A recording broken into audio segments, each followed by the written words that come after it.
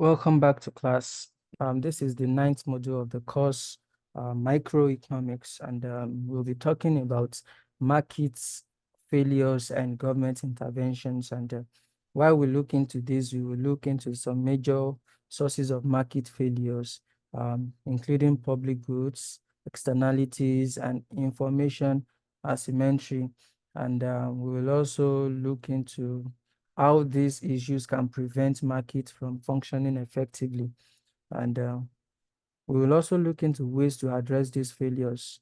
Um, Government uses a range of policies such as taxes, subsidies, and price control in order to actually address this. So we'll be looking into it. And I want you to follow through as we do that. And by virtue of understanding the definition, what is market failure? In a perfectly competitive market, the force of supply and demand are expected to allocate resources effectively, ensuring that goods and services are produced and consumed at optimum level. So, however, in the real world, markets often fail to achieve this ideal due to due to various imperfection, and this is why we have the concept market failure. And it occurs when the free market left to its own device leads to an inefficient or unfair allocation of resources. So it occurs when the free market, which is left with its own devices, leads to an inefficient or unfair allocation of resources. What are the major sources of market failure? We have the public goods, we have the externalities, and we have the information asymmetry. Taking it one after the other, the public goods, which is the free riders problem. This actually talks about the types of goods that poses a fundamental challenge to private market provisions due to their unique characteristics, and they are defined by two key features, and this is the non-excludability and non-rivalry. And for non-excludability, once provided, no one can be prevented from using the goods even if they haven't paid, and this leads to free rider problem, which discourages private provisions.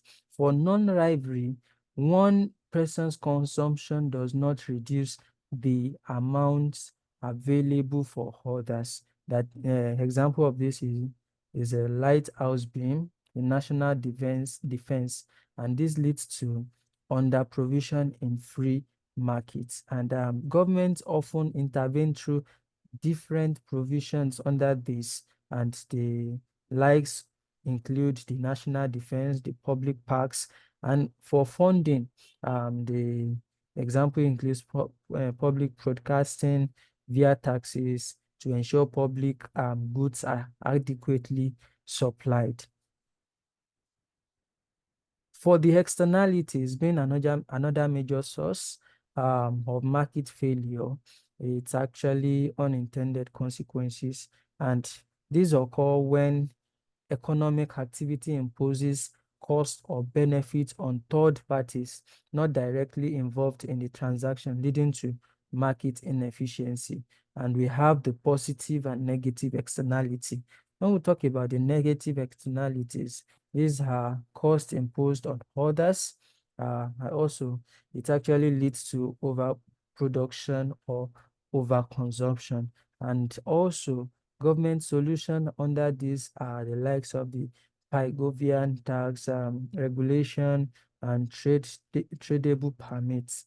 And for the positive externalities, they are benefits to others. They actually benefits to others, the likes of vaccination, education, public gardens. These are the positive externalities, and this leads to underproduction. Government solutions to this are subsidies, public provisions. The third is The third is the information asymmetry, production asymmetry, which deals with the unequal knowledge. And this occurs when one party has more or better information than the other. And then this leads to poor decision and market inefficiency, especially when quality or risk is hard to access. And this can actually see it in two ways: adverse selection and the moral hazard. For adverse selection, it arises before a transaction, and high-risk individuals are more likely to seek insurance, potentially driving away healthy individuals if insurers can't differentiate.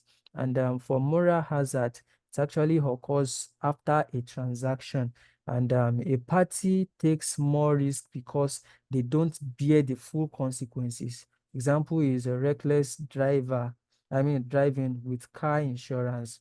And governments mitigate this through regulations, licensing, consumer protection law, and public information provisions. Another, we look into the government policy tools that are used in correcting market failures. The first we look into is the tax. We have the tax, we have the subsidy, we have the price control. And for the tax now, taxes are compulsory financial charges used by governments in to raise revenue and correct market failure. And the types of taxes that can be used to correct market failures are the Pygovian taxes and the indirect taxes. For the Pygovian taxes, they are levied to internalize social costs of negative externalities such as carbon tax. And it's actually incentivized firm to reduce harm. And for the indirect tax, these are excise duties, the VAT, the sales taxes, and this increases prices and reduce demand.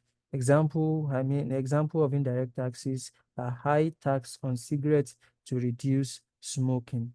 What's the efficiency and equity impact?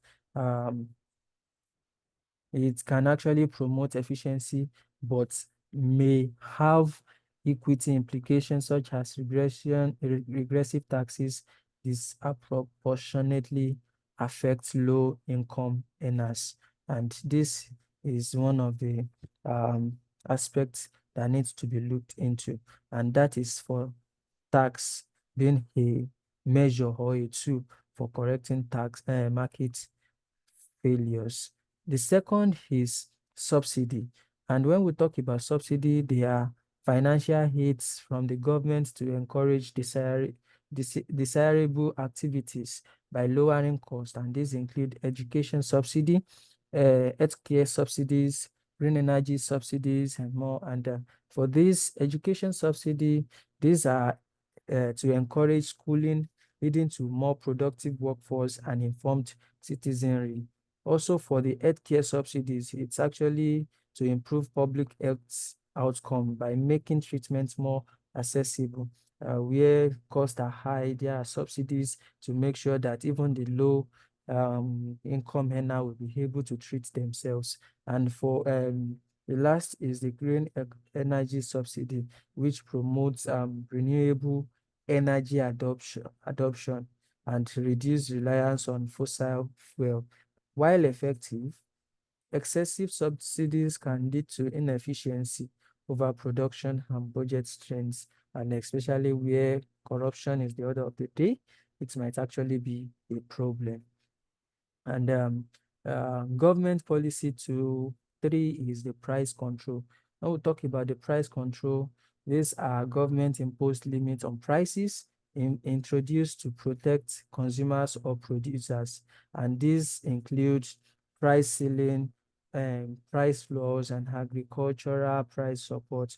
For price ceiling, it is a price ceiling sets it sets a maximum price that can be charged for a good or service in terms of rate control, and it protects consumers from um, It protects consumers but can cause shortages, lower quality, and black markets.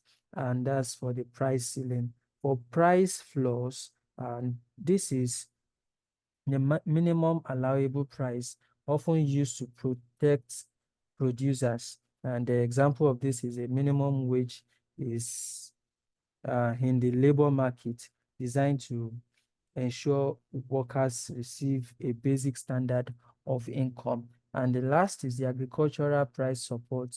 For this, we talk about governments may also set price floors for agricultural products to stabilize farmers' income and ensure food security.